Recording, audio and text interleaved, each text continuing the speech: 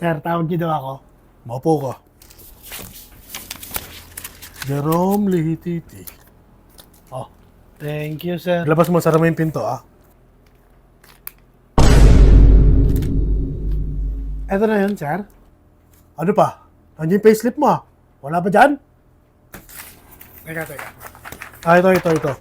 Nung Martes, late ka, minus 400. Nung Webes naman, maaga ka, minus 200. Overtime fee, 200 per day.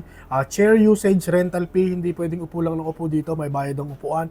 300 weekly. Company Wi-Fi deduction, 150. Monthly naman yun. Over-smiling penalty, 200. So, mouse clicking limit exceeded fee. So, 60 pesos yon. So, overuse bathroom charge, 200. Request increase tax, 700 yun. Dapat sa isang buwan, isang beses ka lang mag-a-attempt, ikaw tatlo, so 700. Payslip paper fee, 50 pesos. SSS, 1, 2. Pag-ibig, 100.